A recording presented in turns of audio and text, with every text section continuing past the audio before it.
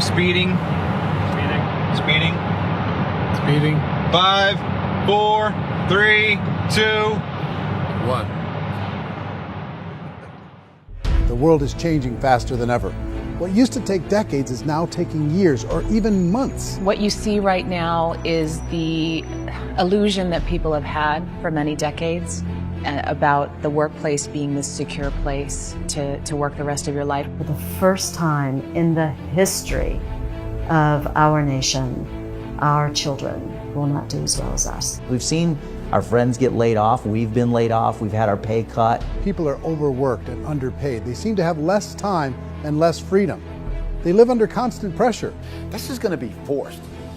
And so even if your employer loves you, they may have to cut you. There's something wrong that on Monday morning, the heart attack rate increases by 35%. Technology is accelerating, job security is declining.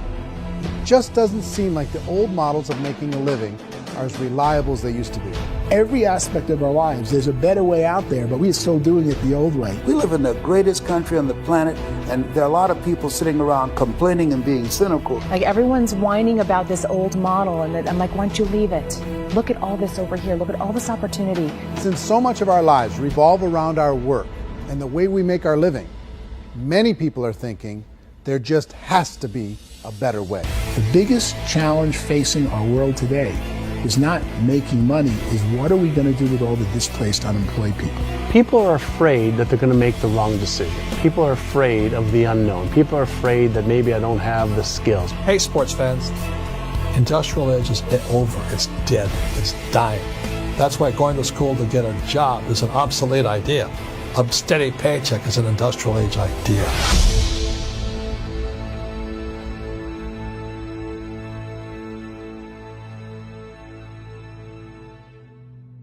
It's the search for answers that has brought us here together today. My name is Eric Worre, and for almost 30 years I've been an entrepreneur, struggling at times, but ultimately succeeding. As a best-selling author, speaker, and business owner, I've spent my entire career helping millions of people around the world to become entrepreneurs. And I believe strongly that there is, in fact, a better way when it comes to how we make a living. The career landscape has changed dramatically, and many are still working in a model that is completely out of date. What worked for previous generations isn't working as well for people today. In this film, we're going to explore 3 important questions. First, what's really going on in our working world today? Second, in this new economy, is it better to become an entrepreneur, or is it safer to work for someone else? And third, if a person decides to become an entrepreneur and start their own business, how can they do it without taking on massive risk? To help in this journey, I've brought together some of the greatest experts and thought leaders in the field of entrepreneurship to share the real facts with you. My intention is to give you new information that will allow you to make choices that are not limited by an old, outdated model. Let's start by understanding what's going on in our working world today.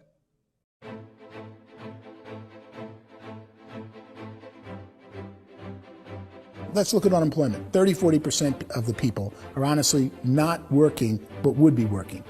What our government does is if you haven't found a job in 6 months, we don't call you unemployed. We pretend you dropped out of the labor force. I've often said that unemployment, particularly structural unemployment, that's unemployment due to technological changes, is the first sign of economic growth. Think of it, 10 people live on an island. They go out every day and fish. One day, new technology shows up. A missionary brings them a net. Now, using the net, one pilots the boat, one throws the net. 2 fishermen can do all the work 10 used to. That's a 500% increase in productivity, 2 doing the work of 10, in one day. You don't have to learn a lot to learn how to throw a net instead of throw a fishing line. The island's got a big problem, 80% unemployment. But the island still has all the wealth of the fish because the 2 people produce as much fish as 10 did. Now, of course, looking back in history, these changes used to take thousands of years. And during that time, we went into farming and transportation. Some of us became doctors and some teachers and lawyers, and we developed all these new professions and new manufacturing jobs. Today, these changes are occurring literally in one day when a new technological advance occurs, and we don't have the social structures to deal with it or to retrain the unemployed people. So one of the things that I think is interesting as I travel across the country and really travel around the world is the way that we work and the way we get paid for work is changing pretty dramatically. On a global basis, everything is being turned upside down because of the rapidly advancing technologies. They are eliminating many jobs, and we have been left with many people not prepared for the jobs that exist. A lot of demand in public companies was to squeeze out all the fat and to get just as much margin as we possibly could, and fat equals humans. So this idea of job security in information age is so obsolete, but it's still taught inside our school system. And that's where the problem starts. There's no financial education in school system, and people are still trained to be employees to work for that paycheck. This is a chart on the middle class. What's happening in the middle class, those that went to school, their incomes have been coming down for years. And parents still say to their kids, go to school, get a job. Now what happens to all those middle class people who are dropping off the ends of the chart? Well, they become what's called working poor. And this is what happens to working poor. But they say poverty is ending. Well, poverty may be ending, but working poverty is going up. And this is food stamp usage. So food stamp usage in America is going through the roof right now because people cannot earn what they call a living wage. Most people have experienced financial pressures that I think are probably greater than they have been in the past. If you're not working for yourself, then it's going to be a pretty hard road for a lot of people. Today, if you're going to control your future, the 40-40 plan is gone where you can graduate from college and get a job and work for 40 hours a week for 40 years. That day is gone. So some of these charts actually tell you what's going on. And this is a really interesting one, you know. People are going back to school because if I go back to school, I'll get a nice job. But this is what's happening to, it's called Sallie Mae, which is the student loan guys.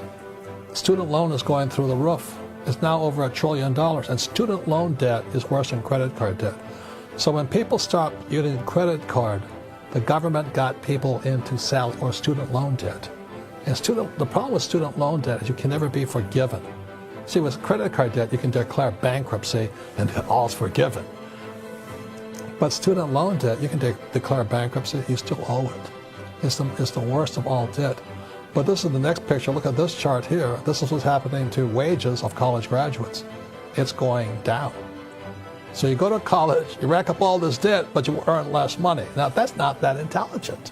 Average person who's been working a lifetime in America today is ending their lifetime at 65 with about $41,000 in assets. They earned just enough to survive.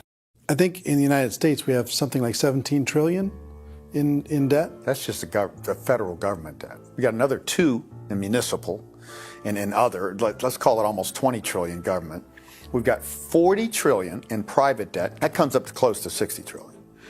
When you then add something we never had before, what you were talking about, when we look at the unfunded portion of Social Security and primarily Medicare, Medicaid, that at the most conservative estimates from outside firms, Kleiner Perkins, 67 trillion and growing. That's more than all our other debt. There's less conservative estimates that say it's 84 trillion or higher. I added up conservatively $127 trillion in total debt. Debt is a financial drug. When you take it to excess, it's like taking a drug. Yeah, it makes you feel better, it enhances your performance, but at a huge cost, eventually it kills you. And so that's what happens. We keep doing more and more debt, and you get less and less results, just like a drug, until the debt gets so high that it crushes the whole system. That's where we're at, 8.2 times GDP. You know who I feel sorry for? I feel sorry for the person who dreads going to work, who is sick to their stomach on Monday morning, who hates their alarm clock, who gets a little glimmer of hope on a Wednesday because it's hump day and says, thank God it's Friday.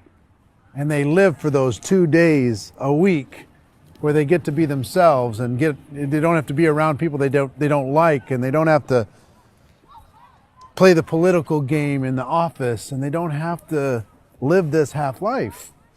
The person that works 50 weeks a year just to be able to have the 2 weeks for vacation. And you know what happens to most of them?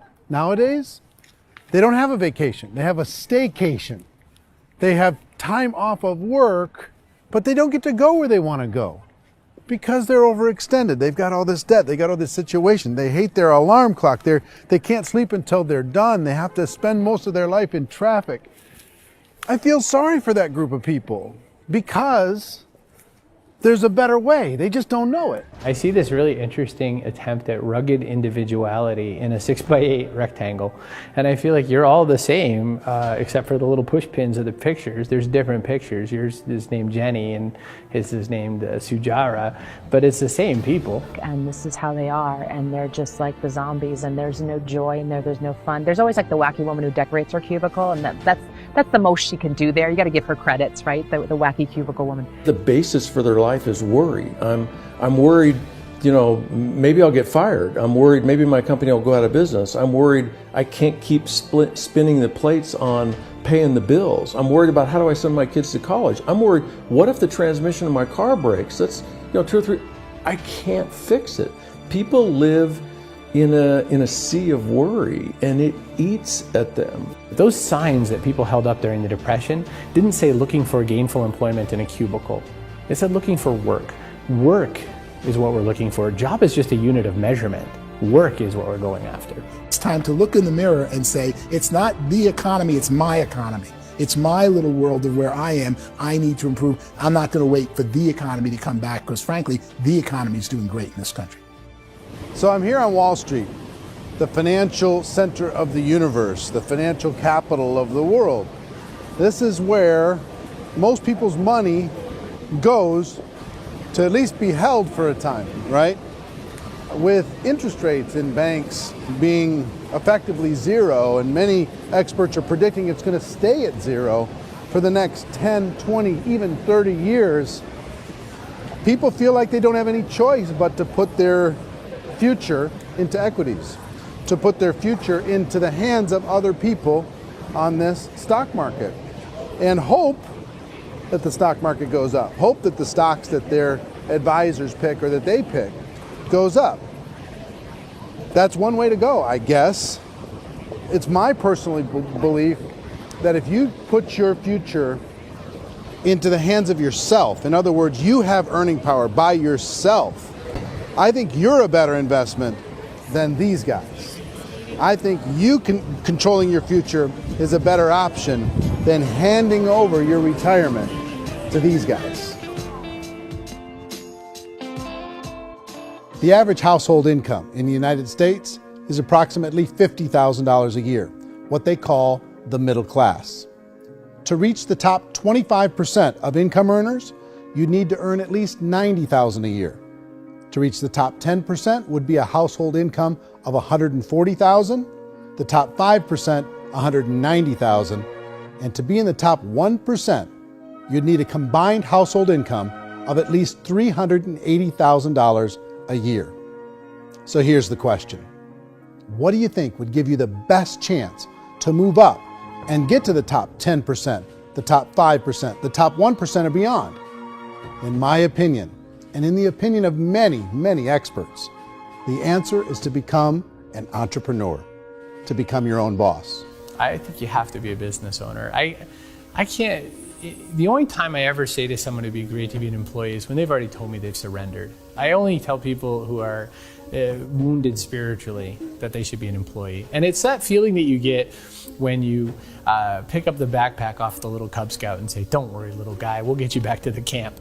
It is in no way a kindness when I tell someone they'd be a great employee. The other status symbol really increasingly is lifestyle. And people can own their own business, maybe even work out of their house. That, I tell you, people admire that. Like, gosh, I wish I could do that. The spirit of the entrepreneur is to be a risk taker and to be resourceful and unstoppable and to have a vision of yourself beyond where you are and not willing to settle for life as it is. Think about the great entrepreneurs. They're visionary.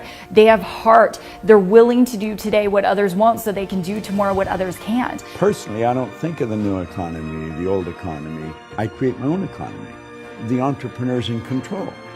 I decide what the economy is going to be like. In the world of entrepreneurship, there are no limits. You can make as much as you want, depending on how much you want to work and how smart you are and how great a team you put together. There's no more lifetime rewarding business than being an entrepreneur. Why in America, where anyone could be anything, would people want to give up their freedom and become effectively a modern-day slave, told shut up and be here every morning at 7:30, leave at 5:30, and do what I tell you? If people decide to become an entrepreneur and work for themselves, they have some traditional options, but they're riskier than you might think. Any kind of a retail business, retail build-outs, is extremely expensive. Even just these small little yogurt stores where they're putting little yogurt machines and you get all the different flavors, you're spending $200,000, $300,000, $400,000 to open a yogurt shop. I would love to buy a Dunkin' Donuts, but it's $500,000 or so to start. I don't quite have that just in case money. Risk you can lose it all, and most guys do 2 or 3 times, and even big guys like Branson, because I'm such a fan of his, half his companies don't work. If you make $1 million, your problems are going to go. If you make $1 billion, your problems are really going to go. Just the opposite. You and I know when you're making $1 million, you get $1 million responsibilities. You make $1 billion, you got 1,000 times $1 million responsibilities. And most people say, I'd love to be my own boss. 70% of Americans would love to be their own boss, according to recent polls. But they don't know how to get there. Because what are you going to do? One, you could buy an existing business. If somebody's selling an existing business, you have to ask why. Usually because it's probably hard. It's probably not making as much money as they hope. 2, they could buy a franchise. A little less risk, proven system, but it's expensive to be able to do that. 3, they could start something from scratch. And that's where a lot of people feel like, I don't have the chops to do it. I don't have the money. I don't have the product idea. I don't have the expertise. I don't have whatever it's going to take to be able to get there, and I can't risk my family to do it. So, 4th, they could become an investor. A lot of people in this town invest to try and figure out a way, but you got to be pretty smart with that game too, right? Venture capitalists, who are the very best and most sophisticated in investing in new breakthrough businesses, make it on 1 out of 11. That means 10 out of 11 are mediocre or fail. Most of them fail. That's the risk there. An angel investor is lucky to get 1 out of 15 or 20. A business is a team sport. Like, I have to have accountants, I have to have engineers, I have to have system designers, I have to have sales, marketing, I have to have accounting, I have to have mission statements, I have to have legal and all that. The average Joe Schmo, even me, I go out there, I don't have the skills to put a business together. I think the bottom line for the 4 traditional options is they take money, sometimes a lot of it. They take expertise, and they take time. All of that adds up to just too much risk for most people. I bought a business from somebody else and it was a lot of work. And you start wondering, what did I just buy? Because I guess ultimately I own your email list and I just overpaid for it. People that start their own business, they spend a lot of money, they spend a lot of time, a lot of effort to get things started. And the more you invest on the upfront, the harder you typically work at it. I can tell you what the success rate is of a restaurant. What is it? They're crazy enough. About 90% of them fail. About 90%, in how quickly?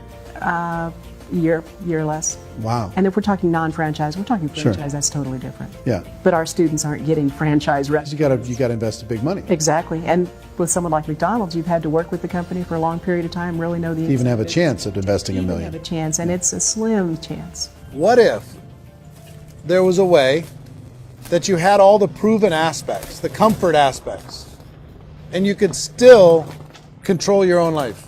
What if there was both? In other words, you didn't have to create everything from scratch. You didn't have to be a super leader. All you had to do, what if there was a proven product already? You didn't have to create the product. And there's a proven system already, proven training already. Everything except an employer. That was the only thing that you didn't have. Do you think more people would be open to working for themselves in that environment?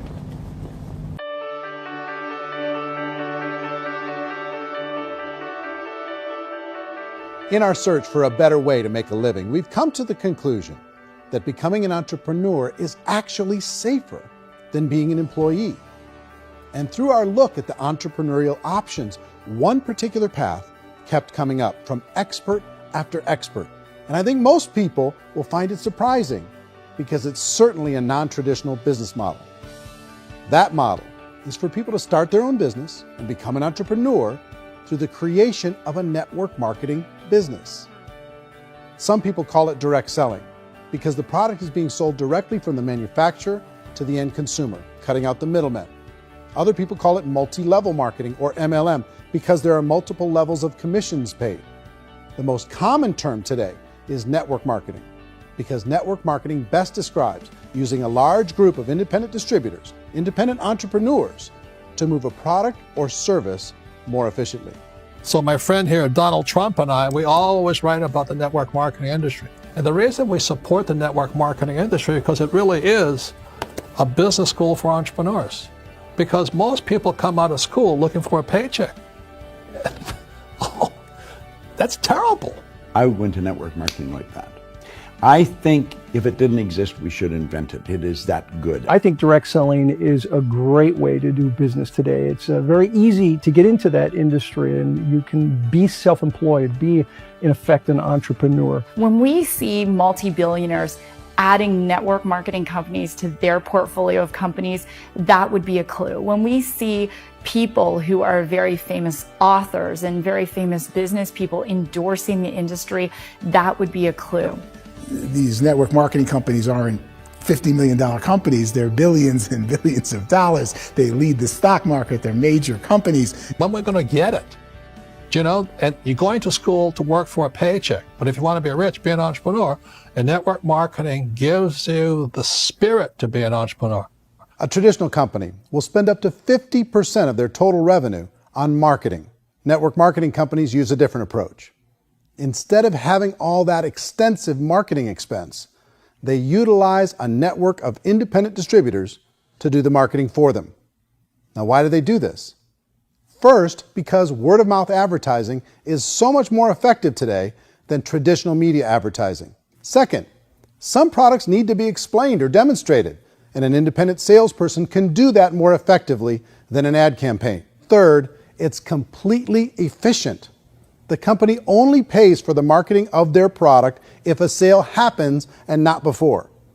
Imagine if Amazon allowed you to become an independent distributor and paid out 40% of its revenue to that distributor group. All you had to do as a distributor was recommend a product, and if a person bought it on Amazon, Amazon would take care of all the logistics, and you'd get paid for bringing the customer. Now imagine you got paid for every purchase that customer made for the rest of their lives. Well, Amazon doesn't offer this option, but network marketing companies do.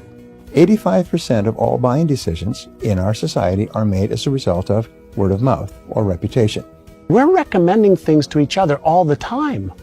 You know, who's your dentist? Who's your doctor? Who's your lawyer? What detergent, are you using? What legal system are you using? What product are you using? We're talking to each other about the things that we love anyway. When you go into a big box retailer, you're lucky if the clerk looks you in the eye, much less gives you any detailed or accurate information about what you're purchasing. So of course, this personal information, this education coming from a friend, a neighbor, a relative, or even a stranger, but one who has experience with the product is extraordinarily valuable. As a matter of fact, network marketing can educate consumers probably better than any other form of marketing. It certainly can do better than advertising, because advertising usually has a certain hype to it, and you can only get limited information. So, network marketing trumps advertising. If you were a typical sales company and you wanted to sell $1 million a month worth of product, you might go find 100 superstar salespeople. The quota would be $10,000 a month. So network marketing as a distribution system just flips the numbers. So we use 10,000 happy, raving fans of a particular product, and we don't concern ourselves so much with how much product each one of them individually sells. If they sell just $100 or $200 a month, and there's 10,000 of them, you're selling $1 million to $2 million a month worth of product. And that's the best way I can explain how network marketing works. This is the marketing arm of the company. There's not money being wasted on bricks and mortar. There's not money being wasted on inventory that's sitting stagnant somewhere. There's not of employees standing around that don't have customers. These are people that are going to connect with customers. These companies allow people to become independent distributors for extremely low cost and with no minimum time or sales quota. Essentially, they own their own business and can provide as much or as little sales as they choose. In other words, The distributor gets all the benefits of traditional business ownership without the risk. The advantage of network marketing is the ease of entry, the low risk, and the low startup cost, because almost everything else has very high risk. You can get in for a minimal investment. You're buying into a system that's already been proven, products or services that have been proven to work. The keys to network marketing is providing an opportunity for the masses to get involved, providing an opportunity for the average person who doesn't have the resources to start their own business. All of this so far is fairly straightforward, but network marketing offers another benefit, and it's this benefit that makes it so interesting for entrepreneurs. Network marketing allows a distributor to build their own network of other distributors and then compensates them on the sales created by that entire group. Direct selling is, at its base, very simple. It's the sale of a product or service to an individual on a face-to-face, one-on-one basis, just the way we're talking right now. But there's an important element as well, and that's the offering in conjunction with that sale of product, the offering of an opportunity for someone to make something of themselves. No matter what your social status is, no matter what language that you speak, I mean, look how many unbelievable people are becoming successful that speak every kind of language out there. What an awesome gift to give the world. Instead of having to work your way up in a system and prove that you could be a sales manager, they just decided everybody can be a sales manager. Everybody gets to build a sales team from day one. And so what that brought into the system of growth as a direct selling company is the concept of compounding or geometric progression. Because now you can actually grow sales force very quickly because everybody is enrolling people in their own sales force. People who are like, oh, this is weird, I'm building a sales team. Or what do you think you do at a regular company? How do you think a regular company works? Network marketing is the only industry that doesn't say your past determines your future. It looks at your past and says, okay, now what can we train you to do so you can have a great future? Every other employer out there wants to exploit you for what you already know, not teach you something new. Network marketing has the potential to save the United States and the world because it's going to teach people not to be employees, but to be entrepreneurs.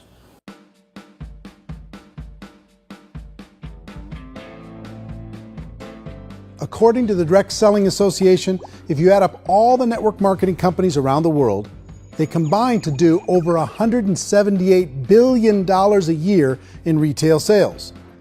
To give you an idea of how big that really is, the NFL, the National Football League, does approximately $9 billion a year.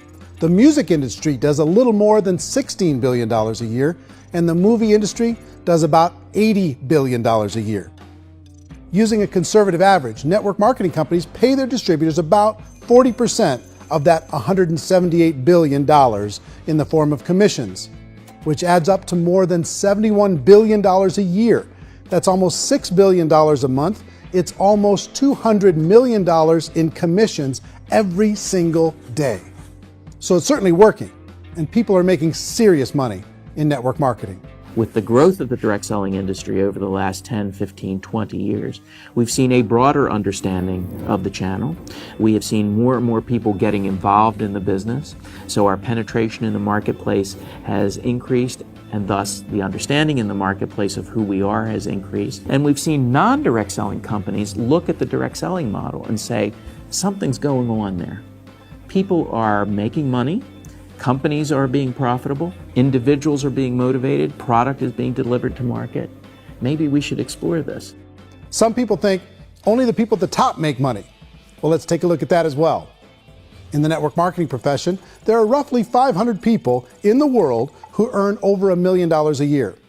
If you round that number up to $2 million a year, that adds up to about $1 billion a year. That takes the $71 billion paid out each year down to $70 billion.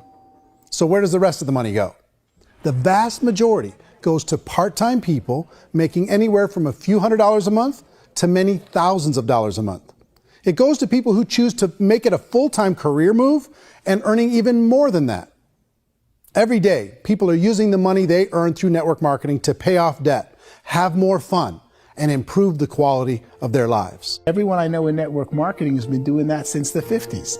They go to work when they want to go to work. They stop working when they want to take time with their children to have a leisurely breakfast and discuss issues and driving to school. They go back to work when they get home, wherever they're working out of. The biggest thing that I've seen is people that have become much happier in their life. MLM has probably made more millionaires of more people in more countries, and I've spoken to them in 67 countries, than any other single form of business, starting from nothing. If they have a choice between working a job for the next 10 years or working a network marketing business for the next 10 years, the result of working the network marketing business will be better.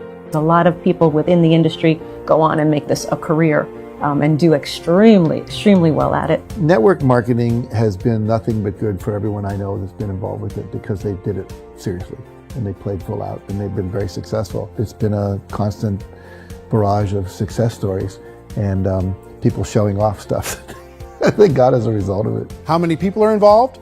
Approximately 16 million Americans and 96 million people around the world are currently participating in network marketing. And in a recent poll, 82% of those people report a good, very good, or excellent experience with network marketing. So people are happy.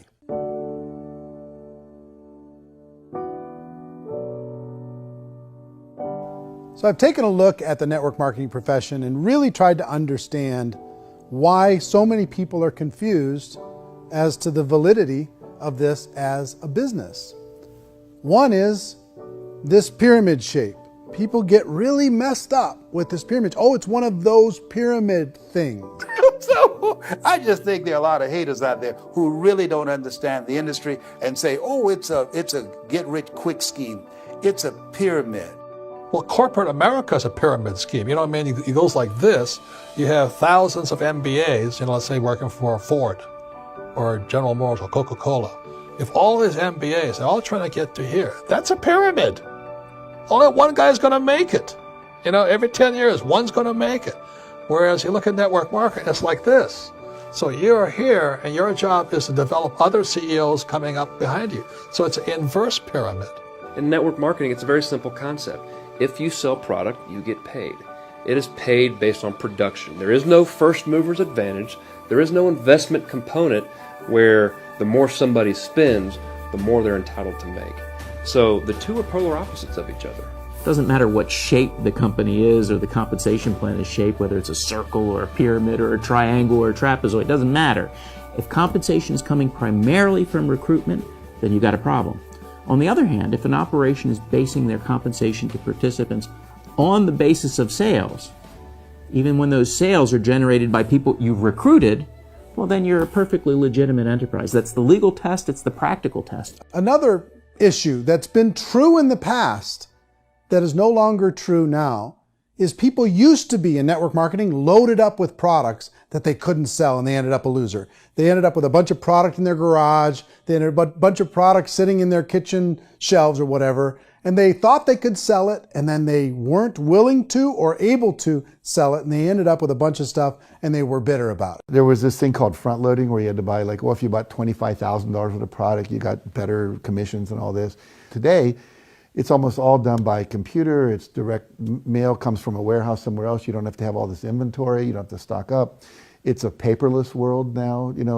Most of it's done online. You have a back office. It really works. And I mean, the technology has changed everything. Third issue is people start talking about 99% of people in network marketing don't make any money. Well, we've talked about that over the course of this journey together. Almost $200 million a day is being paid out to network marketing distributors around the world. The naysayers, the people who say that it doesn't work, are usually the ones who just don't know how to make it work for themselves. And so they're giving you an opinion, and I tell people, don't confuse people's opinions with expertise, because opinions are free.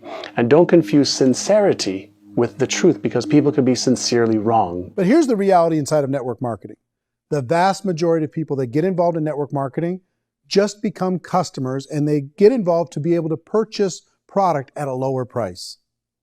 If you take Costco as an example, if a person goes into Costco and gets a membership to Costco so they can get a lower price on the product, we don't call that person a loser because they have a bunch of product that they walked out with with a smile on their face. Yet when some people want to take a look at network marketing, they say, well, those people, they're just using the product and they aren't earning an income, so they must be a loser. They're not a loser, they're a happy customer. That's the vast majority of people that are involved in network marketing. Now, a smaller percentage of those people decide to go build a business. They earn $300 a month, $500 a month, $1,000, $2,000. That's the bulk of earnings in network marketing. And then there's the few that really decide to take it serious, really decide to build a large network, really work to make that network very, very productive. And those people make huge amounts of money and there's no cap. What I do as an outside economist, just somebody looking at this industry like any other industry I speak and say, look, what's the realities of this? 1% do incredibly well. 10% generate some additional income at pretty low risk and effort. That's not, and 90% of people roughly end up customers. One thing that I think is real when it comes to people's perceptions about network marketing is people put this, and distributors, I think, involved in network marketing have some responsibility for this. They have sometimes unrealistic claims about the product or about the income. Most people who become distributors, they want the money, they want to be successful, but they don't have the skills. They don't know what to do. And when people don't know what to do and they're in a new business, they're scared. And when they're scared, they panic and desperation kind of sets in. So they think everyone they talk to has to get in. So if I talk to you and you say, well, no, I don't have time to do that, they're like, no, I need you. You have to do this or I won't be successful. So I start clawing on you. I start that desperation. So then I start making claims about the product, which are not appropriate, probably not even true. Or I start saying, let me show you how you can make all this money and you don't have to do anything, Eric. And so you just totally misrepresent the opportunity, and you're clingy with people because you think you need everybody to be successful, and you don't. You know, one of the messages that I try to deliver most forcefully to companies as well as salespeople in direct selling is that you don't have to overpromise. The reality is in network marketing, there's a lot of hard work involved. There's a lot of effort. You're going to have to develop yourself. It's a business like anything else. It's going to take some time, but in my opinion, it's better.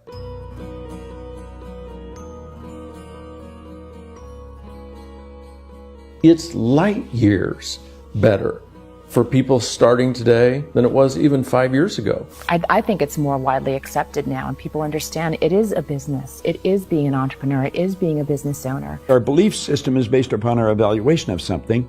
And frequently, if we reevaluate a situation, our belief about that situation will change. The industry has changed and it's grown up. It's totally transformed. You've got young people today that have grown up with social media, and they understand networks. They understand how people are connected through technology, and they understand how money flows through those networks. So when they see network marketing, they don't see it the way their parents saw it. And we've all learned, the larger industry that you represent, has all learned from those mistakes and flaws and errors that have happened early on. Early algorithms didn't work the right way. That's all fixed. It's like when they design a computer program, they design the program, then they run it, and then they go back through and they debug it. The MLM industry has been debugged. This is the day of being virtual, being able to run a business from your mobile phone. I mean, it's incredible. Companies are getting smarter. They're implementing more consumer protections. They're implementing more compliance training. They're doing more with respect to product research. If you do get involved and you make purchases of inventory, even on a voluntary basis, if you decide that this business is not for you, you can leave and have that inventory repurchased by the company. There's no other business that offers that kind of protection on a voluntary, self-regulatory basis.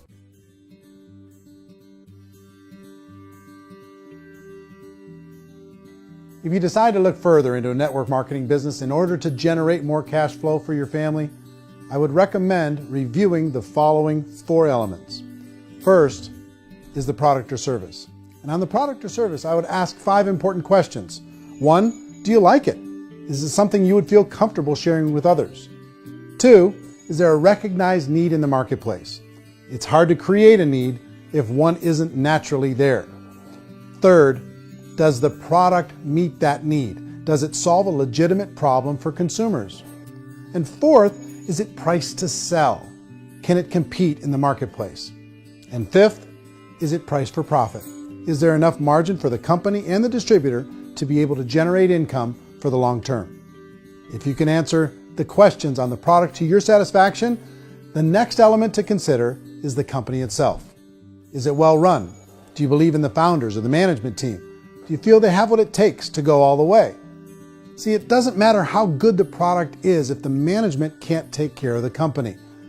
Good management can change with the times. They can handle adversity. They can make good decisions. Make sure you choose a company that can serve you for a long time. The third element to consider is the compensation plan. And with that, there are 3 important things to look at. First, a brand new person needs to be able to generate some money fairly quickly. It may be an obvious reason, but you can probably imagine the ripple effect of a distributor getting involved and having even a small victory fast. That can only help with the overall success of the organization. Second, a person should be able to develop a moderate part-time income in a reasonable period of time. As they develop their network and as their sales grow, they should be able to enjoy more benefits. And third, for the people who are really serious, for those who decide to really go pro in the network marketing profession, there should be the possibility to make a serious full-time income if they work hard and are committed to developing their skills. If you're comfortable with the product, the company, and the compensation plan, the last thing you should look at is the support that will be made available to you. Does the company have a website? Does it have a solid online reporting tool? Do they have comprehensive training available? Do they host events to help you build your business? If you decide to do this, what kind of a support system can you plug into? Choosing a network marketing company is a personal decision. But evaluating the 4 elements of product, company, compensation plan, and support is a great place to start. Is the company promising that you're going to get rich quick or that you can make a lot of money without a lot of effort? That's a red flag. Is there a product that you really believe in that you think can be sold? Or are you being told by salespeople or the person who's trying to recruit you or by the company itself that don't worry about the product, all you have to do is recruit other people into the business? Red flag, warning sign. If you're hearing that, take a second or even a third look. Get to know the customers, the products, the business, have some success, and see where the opportunities might take you to move up in the organization. You want to find out how concerned are they about my education, my training, and my development? Is there a space for me to grow?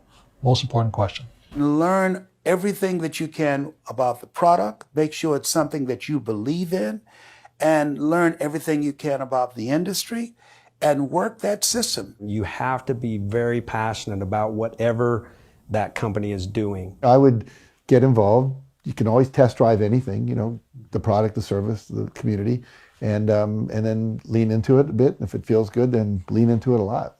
Behind me is the Lincoln Memorial. And this is a place where Martin Luther King Jr. had his famous "I Have a Dream" speech. And at that speech, he talked about his dream for equality for everyone around the world, and that's a noble dream. But I think more people need to remember what it was like when they were kids and the dream was still alive in them.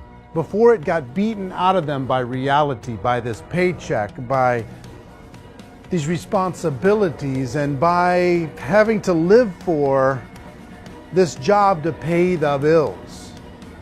I think people need to remember that, go back to that. Once they know that there's a better way, I think their future is going to be much brighter. They can live a better life.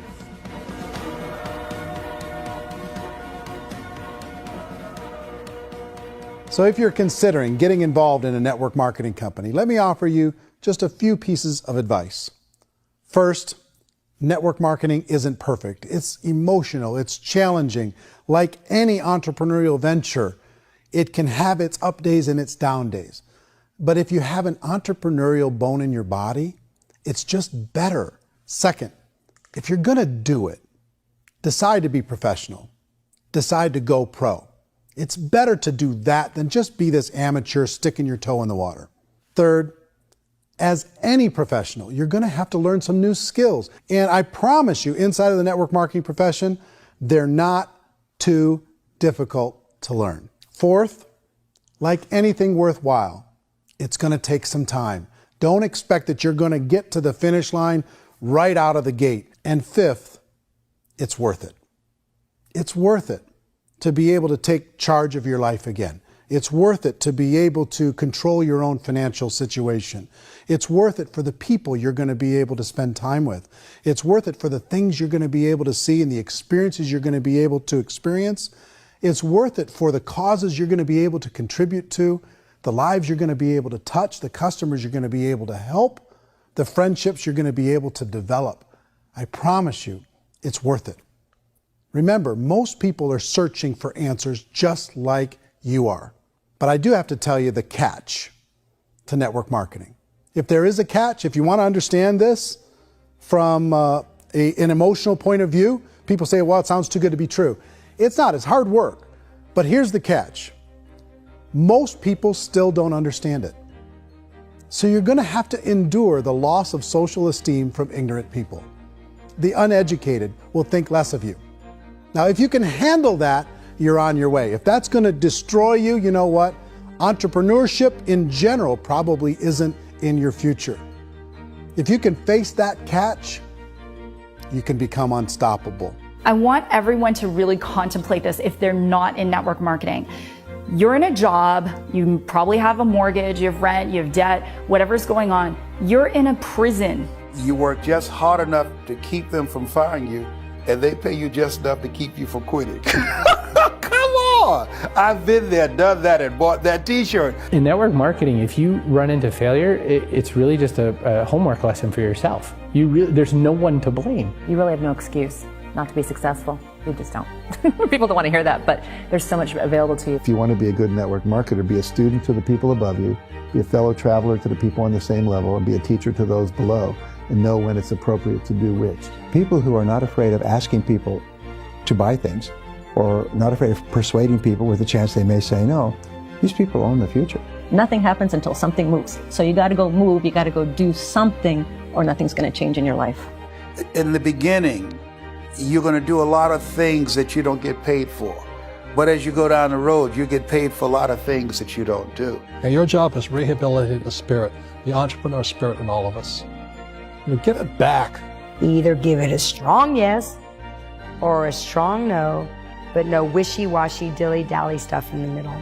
There's dreams and there are nightmares, but I believe that the biggest nightmare of all is when you don't pursue your dream. You're going to see some monumental growth in this profession. It's an exciting, exciting time to be involved with the network marketing profession. The next 10 years, I see just exponential growth. When that tipping point comes, it's not a matter of asking somebody, have you ever heard about network marketing? You're really asking them, which company are you building your wealth in? We are here to fix the world, to improve relationships with other people, to improve other lives. And the real reward comes as an entrepreneur in any level from teaching somebody something and watching them soar. There is no greater reward.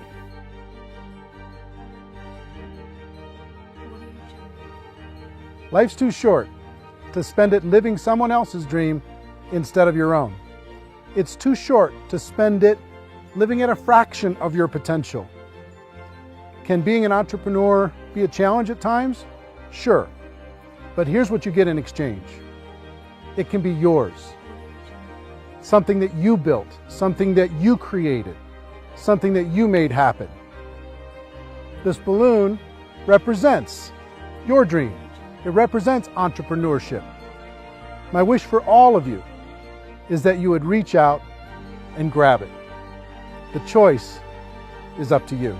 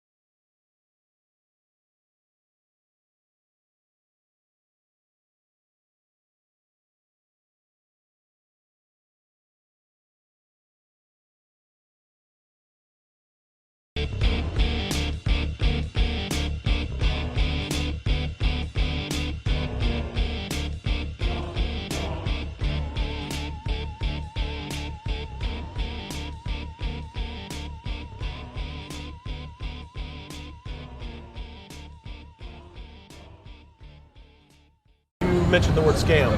Why did you mention the word scam? The only reason it is a scam is because... That's terrible.